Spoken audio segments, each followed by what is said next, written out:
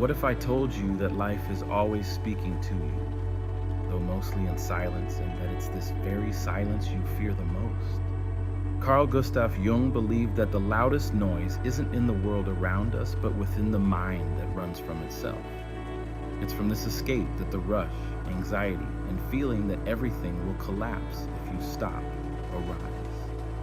But what if the opposite is true? What if it's in the pause that everything finally begins to align?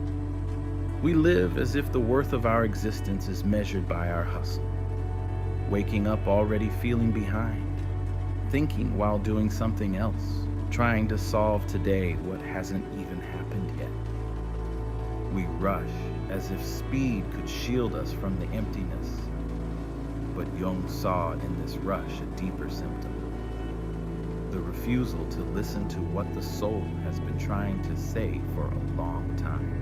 Because when the body tires, the heart gets confused and the mind gets lost in expectations. It's not life chasing us.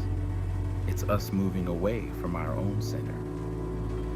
Jung viewed this center as a sacred space within each person, a place of stillness that doesn't rely on external circumstances.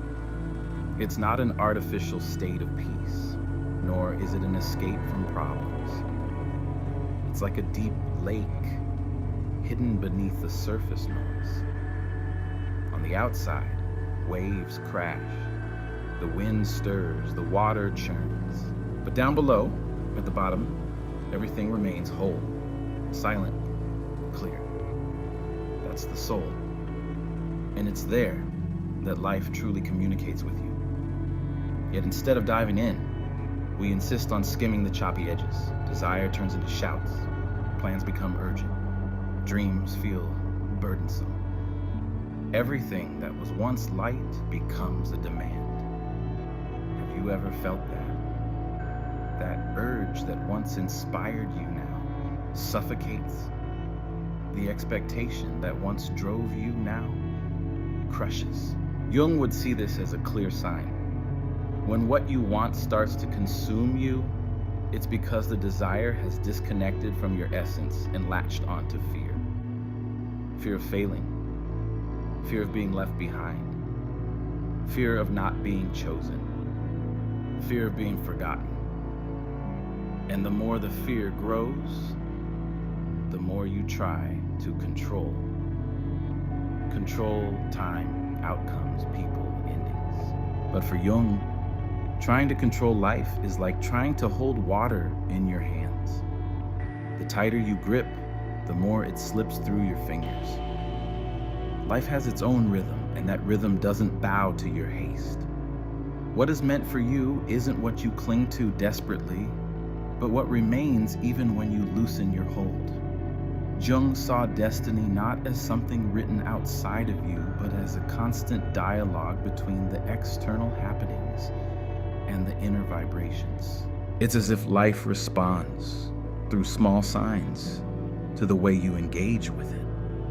And this is where silence becomes crucial, because these signs don't appear amidst the noise. They show up in the calm spaces between thoughts, in the moments when you take a deeper breath and, for an instant, stop pretending to be anything other than who you are. When you slow down a bit, you start noticing coincidences that previously went unnoticed. A phrase that comes at just the right time. A person who appears at the perfect moment. A door that closes, inexplicably blocking something you thought you wanted badly. Is it all just chance? Jung would hardly call it that. To him, there's an invisible thread connecting events that at first seem unrelated. Life organizes itself in ways that reason doesn't immediately grasp, but this thread doesn't reveal itself to an anxious mind. Anxiety wants guarantees, wants to know when, how, why. Now, silence doesn't offer that. Silence only asks questions. Who are you without what you hope to achieve? What remains of you when the goals, the comparisons, and the tests momentarily disappear? This might be the most frightening question, because without the rush, you confront yourself. And Jung knew that truly seeing yourself is a radical act. It's not about judging, attacking, or diminishing yourself. It's about facing the parts you try to hide even from yourself, those that the rush helps sweep under the rug. But he also knew that it's in this honest encounter that real change begins. There can be no lasting transformation while you're trying to fix life outside without addressing the chaos within. Here's the tough truth few want to hear. Maybe much of what feels like delay isn't punishment, but protection. Maybe life holds some things back because if they arrived now, they'd only find exhaustion, fear, and distrust in you. And Jung would see this not as a punishment, but an invitation.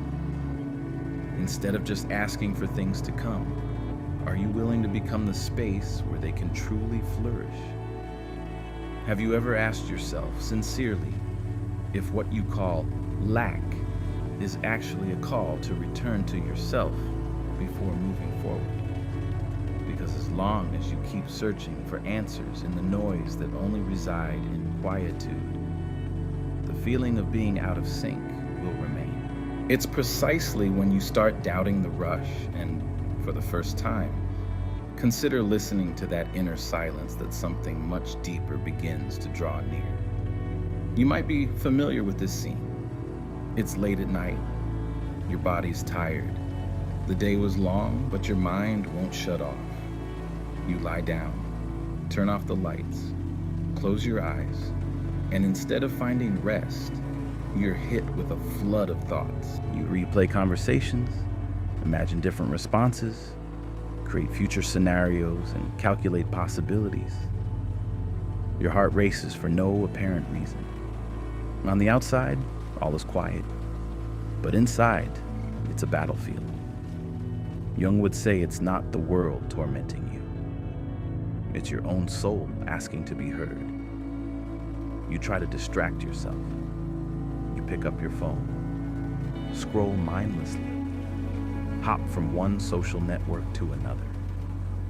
The more you occupy yourself, the more something inside feels empty. Deep down, there's an odd feeling that something's missing, even though nothing major has happened. This silent unrest, to Jung, is a clear sign that you're disconnected from your own center. When this happens, any noise becomes a threat, and any uncertainty turns into a massive problem. Think about how many times you've tried to control what's beyond your reach. Sending messages expecting an immediate reply, planning every step to avoid disappointment, trying to guess what others are thinking. You rehearse conversations in your head, anticipate rejection, imagine worst-case scenarios before anything actually happens. It's like part of you is always on alert, defending against something invisible. Jung would see this as fear disguised as logic, insecurity wearing the mask of just being prepared for everything. But what if this constant preparation, instead of protecting you, is keeping you away from what's truly yours? He believed that when you try to hold on too tightly to life, you disrupt a process that's older and wiser than your plans. It's like constantly digging up the soil where a seed's been planted, afraid it won't grow. In trying to guarantee the outcome, you prevent it from blossoming in its own time. Some situations make this even clearer. Have you ever tried hard to achieve something? Put in all the effort, did everything right, and still nothing happened. After all that effort, you were left with only exhaustion and frustration. Then, at another time, something good came almost effortlessly, naturally fitting into place, as if it was meant to be. Jung wouldn't see this as mere luck. He would see a difference in your inner state. At one point, you were fighting against the flow. At another, you were in harmony with it, without even realizing it. Sometimes this harmony shows up in small ways. You think of someone, and shortly after, they send you a message. You're anxious about a decision, and suddenly you stumble upon a phrase somewhere that seems written just for you. You shift an internal attitude, stop pushing for something that was harming you, and suddenly opportunities you hadn't seen start to appear. Is this all coincidence? Jung would say no. He believed the external world subtly reacts to your internal world. But a restless mind can't handle secrets. It demands immediate explanations, wants the why, before experiencing the how. That's why you're always trying to extract answers from the future. And that's where anxiety that eats away at you is born. You're not just living in the present. You're battling with life itself for the right to decide how and when things happen. The problem is, you can't win this battle. The more you push, the more the ground slips away. Jung saw anxiety as a soul's detachment from the center that supports it. When you lose this center, everything outside becomes bigger than you. A delayed message feels like rejection. A bad day becomes a failure. A pause becomes a threat. You start interpreting reality through the lens of fear, and everything fear touches gets blown out of proportion. You may have experienced a situation where, by trying too hard to force an outcome, everything soured. Pushing a conversation when the other person wasn't ready, insisting on a job that no longer made sense just out of fear of leaving, maintaining an image that no longer matched your feelings. In the end, not only did you not get what you wanted, but you also felt like you were betraying yourself. Jung would call this a disconnect from your truth. But something curious happens when, out of exhaustion or clarity, you let go a little. It's not about giving up in bitterness. It's simply admitting, I can't control everything. I've done what I could. The rest is out of my hands. In that moment, an internal door seems to open. Your breathing deepens. The thoughts that once spiraled start to lose their grip. You have no idea what's going to happen, but for the first time in a long time, you accept not knowing without tearing yourself apart. This is where Jung's perspective becomes almost unsettling. He believed that what truly belongs to you doesn't have to fight its way in. It doesn't need to rob you of peace or turn you into someone unrecognizable. Instead, what resonates with your essence comes closer when you return to your own center. Amidst chaos, you find a quiet place within that says, I don't know how, but something in me trusts. This trust isn't naive. It's a kind of steady calm that arises after seeing how the need to control everything wears you down. You don't lose your desires or abandon your dreams, but you change your stance. Instead of chasing after life like you're begging for scraps of destiny, you begin to walk with the knowledge that you also have something to offer. It's in this subtle shift, almost invisible to an outsider, that the mystery deepens. Gradually, things start responding differently. Situations that once followed the same frustrating pattern no longer affect you the same way. You say no where you used to accept anything. You wait a little longer where you once exploded. You listen to yourself more than you listen to fear. And life, quietly, responds to this new internal movement. The question remains direct and unsettling. If everything changes when you change within, why is it still so hard to let go of control? Maybe it's because, deep down, you haven't realized that what is meant for you never needed your urgency to exist. It's in this tension between the fear of letting go and the intuition that you need to stop fighting against your own soul. that the next breakthrough starts to emerge. There comes a time when life stops being just something happening around you and starts revealing, sometimes uncomfortably, what you hold inside. Jung understood that this turning point doesn't come with a warning. It arrives with a crisis. It might be an unexpected breakup, losing a job, or a project falling apart without reason. On the surface, it looks like just another failure, but inside, it's as if a silent sign is raised. This can't go on. It's not just the world that changes. It's your relationship with it that becomes unbearably outdated. You find yourself reacting the same way, falling into familiar patterns, repeating old pains with different faces. How long will this continue? Jung saw these moments not as punishment, but as a call to confront the part of you that's been running the show behind the scenes. That voice always whispering that you're not enough. That impulse making you settle for less than you deserve. That constant need to prove, explain, justify yourself as if you're always on trial. When life breaks something, it's often exposing that voice. What hurts isn't just the loss of what's gone, it's the unmasking of who you thought you were.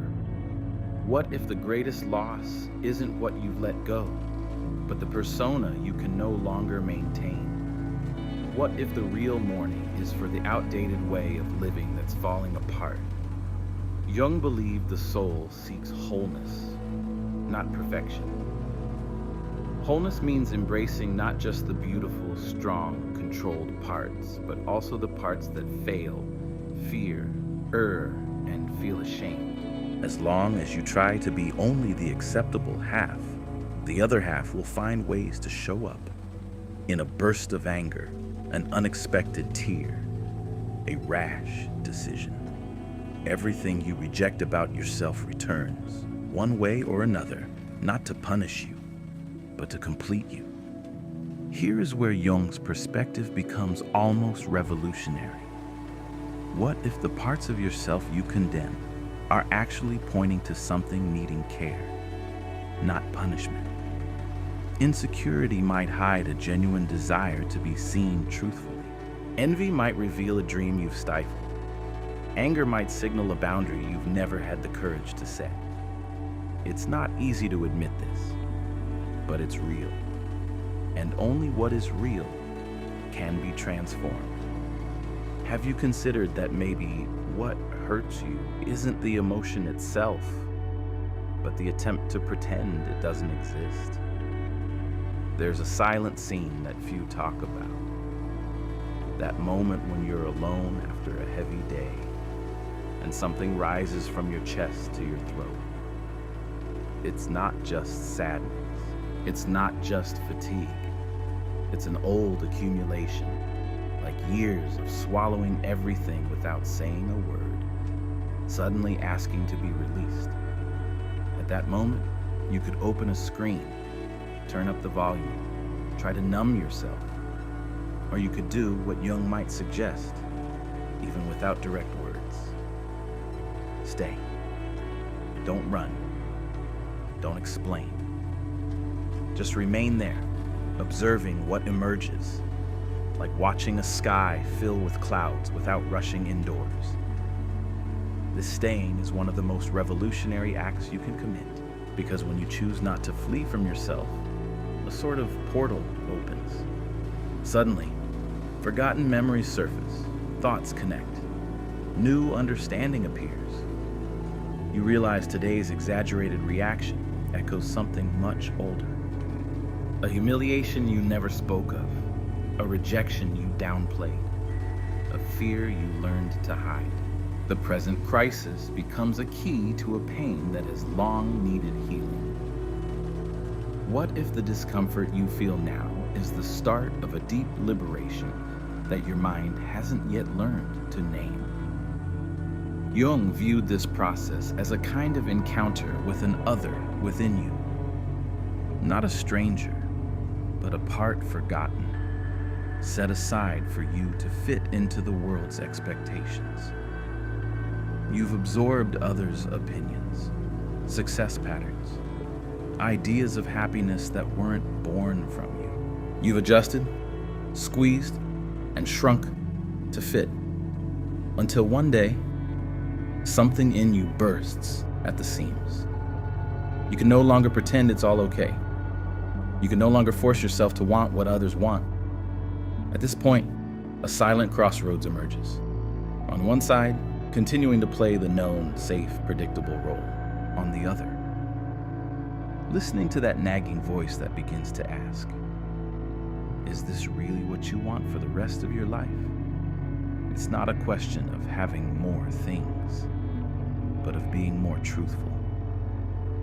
It's not about throwing everything away, but about stopping the habit of casting yourself aside. To what extent are you willing to sustain a life that doesn't resonate with what you feel when your head hits the pillow? Jung would say that when this question arises, the return journey has already begun. It doesn't matter if everything looks the same on the outside. If you keep going to the same places, talking to the same people, doing the same tasks, internally, something has shifted a fraction. And that fraction, though invisible, changes everything. Because from that point on, every situation takes on new weight. You can't fool yourself as easily. The old excuses start to sound worn out. That it is what it is loses power. And here's where a quiet but powerful shift occurs. You begin to observe yourself. Instead of just reacting, you find yourself thinking, why do I always say yes when I want to say no? Why do I settle for scraps and call it love? Why do I flee from silence in such desperation? These questions don't come from a judgmental mind, but from the part of you that is finally awakened. It's as if the soul, guided by ancient wisdom, starts to pull the thread of your own truth. What if this seemingly small observation is the first sign that you're no longer completely ruled by old patterns? Jung would never claim this process as easy. On the contrary, he knew that looking at yourself honestly uncovers both the beautiful and the painful. But he also knew something often overlooked. As you integrate what was rejected, a new strength begins to emerge. It isn't euphoria. It isn't a burst of motivation. It's a calm, dense, firm sense that quietly says, I might be broken in many places, but at least now I'm true to myself. At this stage, something curious happens with desire. What was once an urgent need to prove, to win, to show off, starts to transform into a desire to express who you are. You no longer seek to achieve just to fill holes. You want to build something that aligns with what you feel. Your choices change.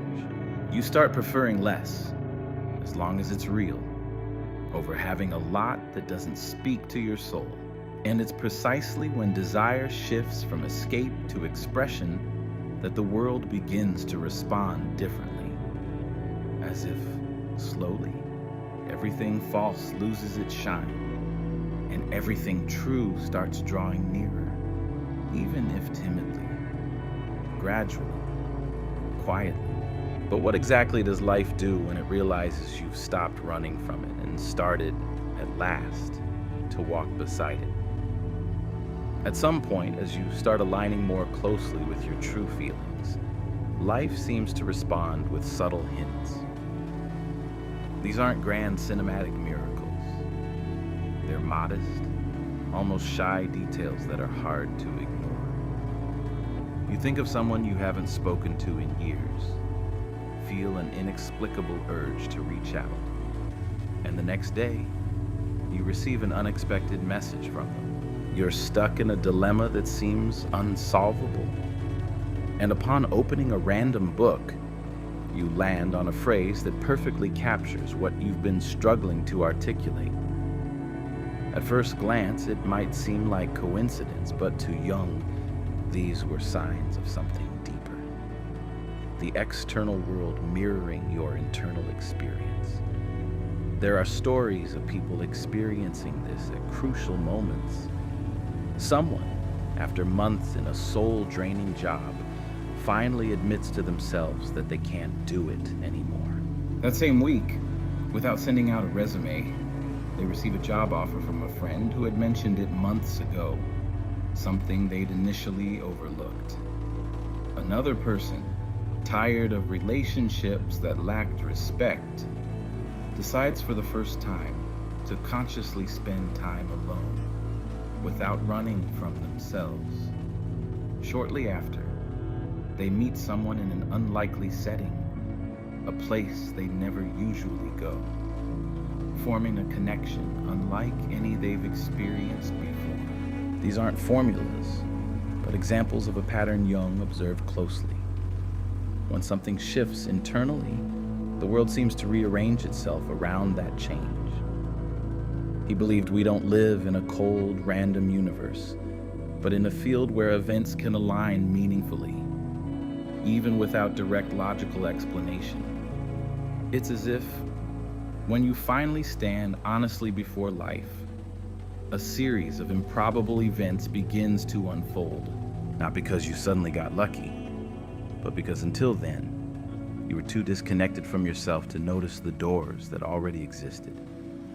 Sometimes, the opportunity was always there. What changed was how you started to see it. Imagine someone trapped in a cycle of self-sabotage.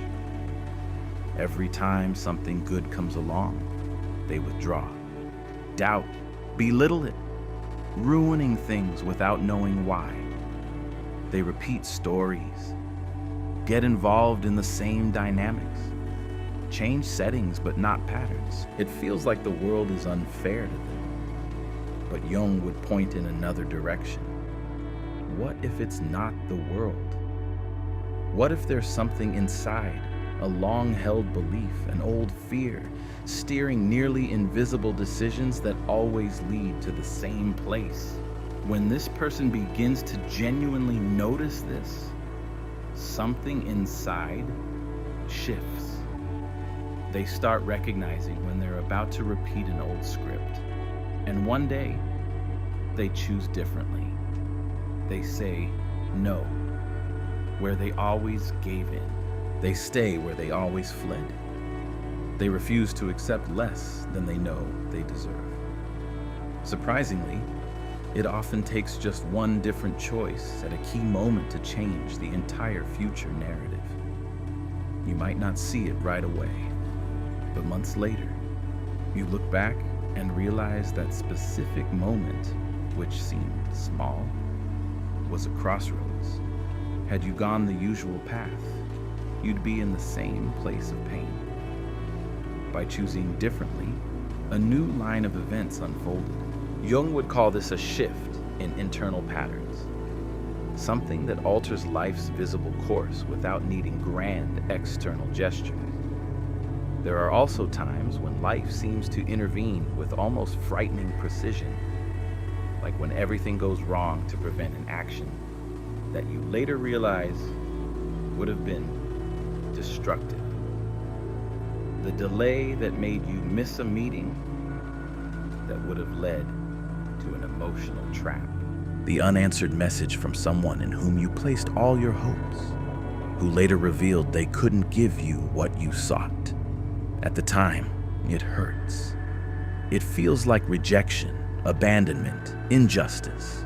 With time, the perspective shifts. You see that the closed door was actually a quiet detour towards something more aligned with who you truly are. Jung saw in these supposed vacations from destiny a kind of intelligence operating beyond conscious control. It's not a force that does everything for you, as if you could just wait with your arms crossed. It's a field that responds to the quality of your internal state. If you're consumed by haste, desperation, fear, you're likely to force entry into places that don't nurture you. Accept things halfway. settle for fleeting satisfaction. If, gradually, you replace that haste with attentive calm, you start noticing nuances you previously ignored. The uneasy feeling around someone who seems too perfect. The physical discomfort in an environment that doesn't suit you. The silent relief when you stop insisting on something that deep down was already over. Some intriguing data support this perception of the connection between the internal and external worlds. Behavioral research shows that people with higher levels of emotional self-awareness tend to notice more opportunities and engage less in repetitive, risky situations, not because they're lucky, but because they more clearly identify what resonates with who they are. Jung, long before these studies, intuited this differently. He saw that when individuals begin to relate honestly with their inner selves, they reduce the frequency of placing themselves in scenarios that betray their truth. Simultaneously, they increase their chances of experiencing growth-promoting situations. Perhaps the most intriguing part is realizing how these shifts rarely come wrapped in spectacle. Generally, they arrive dressed as ordinary things. A seemingly simple conversation, a small invitation, a painful refusal, a chance meeting. It's in how you interpret these experiences that the mystery unfolds. To someone disconnected from themselves, everything passes unnoticed. To someone who has started listening to themselves, each of these episodes can be a turning point. Over time, you start to notice that every time you betray yourself, life responds with heaviness.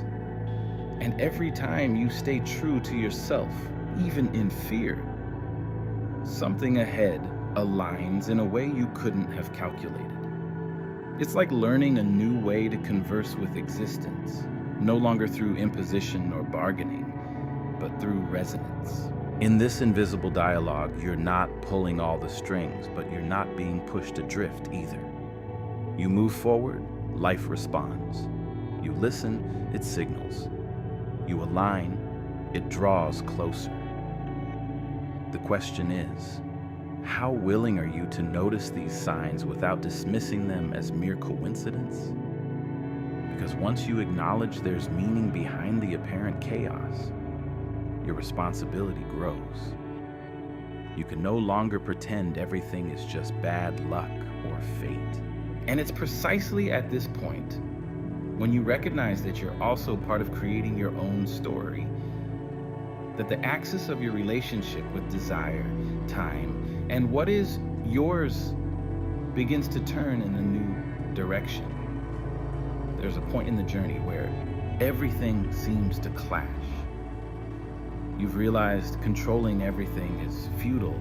Repeating the same patterns hurts you. And when you change inside, the world responds differently. Yet there are days when nothing happens. The old ways no longer work, and the new hasn't arrived. It's like standing between two shores without seeing the complete bridge. Jung would recognize this space. It's the in-between, the interval, the desert. In the desert, the temptation to turn back is overwhelming. You think about reopening doors you know are harmful just to avoid the emptiness.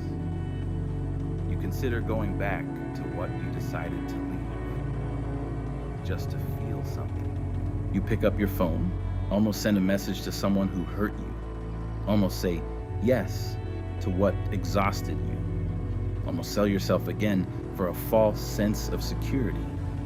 This almost is the battlefield where everything is decided.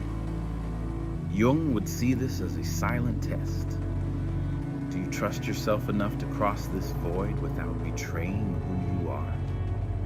The tension rises because, unlike the previous rush, now there's no distraction that suffices. You know too much to deceive yourself like before. The old life doesn't fit, but the new one hasn't revealed itself. This is where many give up. They run back to what's familiar even if it hurts. They accept crumbs, squeeze into tight spaces, call resignation maturity. Yet Jung would argue that it's precisely in this passage that something essential is being built. The ability to stay with yourself, even without guarantees. It's easy to talk about trust when everything's going well. It's hard to trust when nothing responds. When plans are delayed, the job doesn't come, love doesn't appear, and signs seem to vanish. The mind screams, "You made a mistake. You're behind. You should have accepted what you had." This internal chorus echoes old fears, trying to pull you back to the familiar. But there's another voice, quieter, saying something different. You didn't go back. That's already progress. You're learning not to sell out. You didn't abandon yourself this time. This voice is what Jung might call the soul's expression, even if he used different words. In this conflict between the two voices, an almost invisible turning point happens.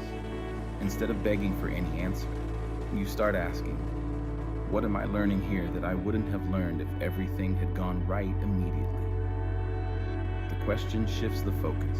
You stop viewing the void as punishment and see it as a training ground. Training for patience, for discernment, for the courage to keep going without applause, without validation, without certainty.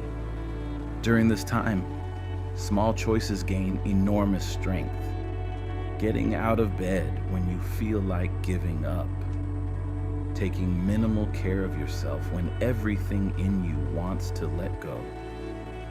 Turning down an offer that diminishes you, even if you're afraid there won't be another. These are simple, almost anonymous acts, but it's in them that your new self takes shape. Jung might say that true character reveals itself in these backstage moments, not in grand public displays. Then something begins to change. Not because the world suddenly becomes easier, but because you start to move differently. You notice you no longer react the same way to situations that once unraveled you. A criticism doesn't paralyze you like before. Silence doesn't make you beg for attention. A delay is no longer an automatic sign of rejection. You feel the impact, sure, but you don't lose yourself completely in it. There's a center, still fragile, but present. And it's precisely when this center begins to solidify that life, almost stubbornly, tests this new steadiness. Situations arise that closely resemble those from the past, almost like replicas. The person who disappears and returns at will. The job offer that pays well but violates you inside. The opportunity that seems too big to refuse but demands you betray something essential within you. These are silent tests. No one else sees it. Only you know what's at stake. At this point, the tension is at its peak. Accepting would be easy, familiar, even comforting at first. Refusing, on the other hand, means facing fear. Fear of ending up with nothing. Fear of being too demanding. Fear of regret. Jung would say it's no longer about what the world offers you, but about what you're willing to compromise from your own truth. Each yes and no stops being quick responses and becomes affirmations of who you are. And then, for the first time, you choose differently. You close the door on almost, on lukewarm, on what doesn't sustain who you're becoming. Not without pain, not without doubt, not without sleepless nights, but you close it. The silence that follows this decision is heavy. It feels like nothing is happening. It seems like the universe isn't acknowledging the effort you made not to betray yourself. For a while, there are no applause, no reward, no clear sign. Just the echo of your own choice. It's exactly here that many revert. They go back to the old, knock on the same doors, call those who left, accept what they had resolutely decided to let go of. Yet Jung would see in this almost return the last resistance before something new takes hold. As if enduring this second void without renegotiating your truth sends a definitive message to life. I'm willing to wait for what's mine, even if it means facing what I feared most. And it's in this afterward, this seemingly barren ground, that something very subtle begins to emerge. It might be an idea that comes in a moment of calm, an unexpected invitation from an unlikely source, or a person with whom you feel a peace you've never known. Nothing arrives with fanfare, but it comes with coherence. It's as if life finally starts responding to your new stance with the same seriousness with which you decided to take yourself seriously. From here, the question shifts from when will things change for me to who have I become while it seemed like nothing was happening? Because it's this person you've become, honed in silence, tested in the desert, refined in invisible choices, who will stand before everything that's on its way. And it's precisely then, when you no longer sell yourself for the first nod, that what is genuinely yours begins to approach in ways you might never have imagined.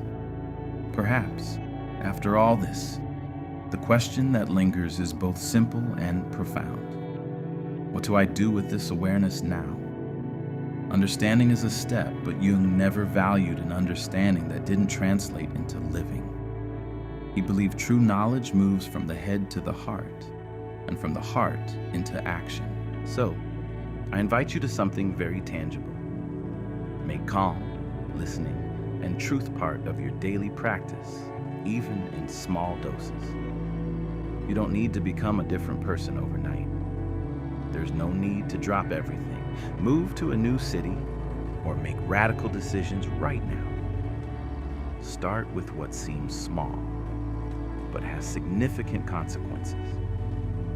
First, set aside a few minutes of real silence every day. No music, no screens, no distractions. Just you with yourself. It will be uncomfortable at first because silence brings up everything you've been sweeping under the rug, but that's where transformation begins. Notice what comes up. Thoughts, fears, desires, memories. Don't argue with them or try to push them away. Just acknowledge, I'm feeling this.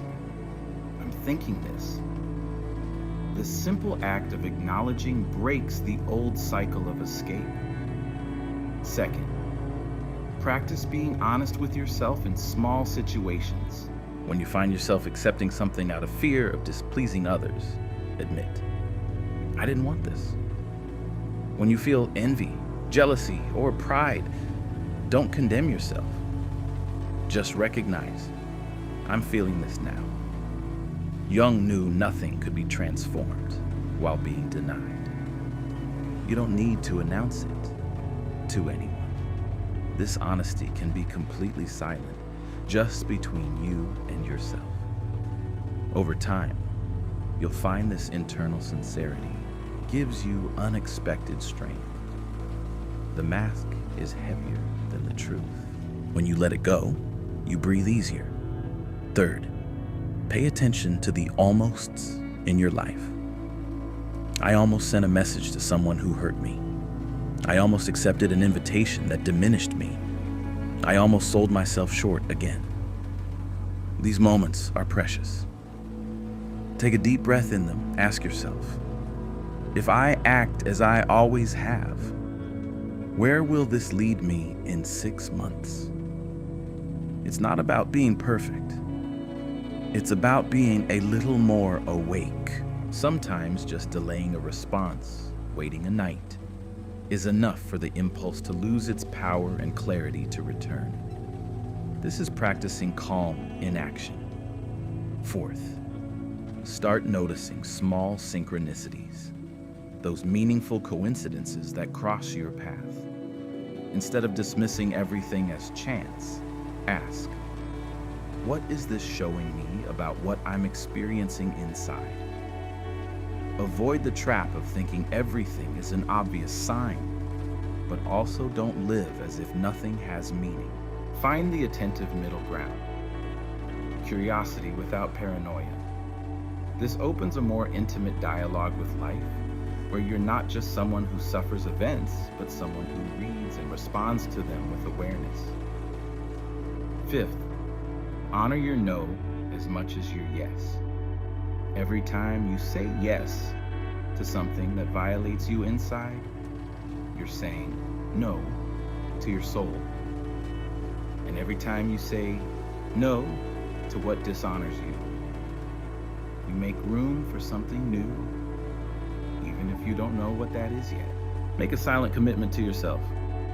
I won't abandon myself to be accepted. If taken seriously, this pact changes the quality of your relationships, work, and choices. And yes, it sometimes brings solitude, awkwardness, silence. But it's in this clear space that what is truly yours can finally find you. Lastly, remember something essential. Peace isn't the absence of pain. It's the presence of meaning. You won't avoid all suffering. You'll lose things, people, plans. You'll make mistakes, be deceived, and backtrack on some decisions. Jung knew that to live is to take risks, to walk in the dark many times. The difference now is that you no longer need to walk against yourself. You can face all this with a new kind of inner dignity, knowing that even in the most confusing phases, you're not betraying yourself. If you take away just one thing from everything you've heard here, let it be this. What is meant for you doesn't need your rush. It needs your presence. Presence to listen to yourself. Presence to respect yourself. Presence to wait for things to unfold without shrinking away. When you calm yourself internally, it's not the world that magically reorganizes. It's you finally placing yourself where life can recognize you. Now, I invite you to take action. If this content resonated with your story or stirred something within you, even if it's just a different kind of discomfort, like this video, it lets me and the platform know that this kind of reflection matters to you. If you'd like to share, comment below on what touched you most or where you feel you are on your journey, even if anonymously. Your experience could be the mirror someone else needs. And if you haven't yet, subscribe to the channel and turn on notifications. This way, you won't walk alone. With each new video, we deepen this process of looking inside with courage, calm, and truth. Because what's meant for you is already on its way. Your part is to be present to receive it.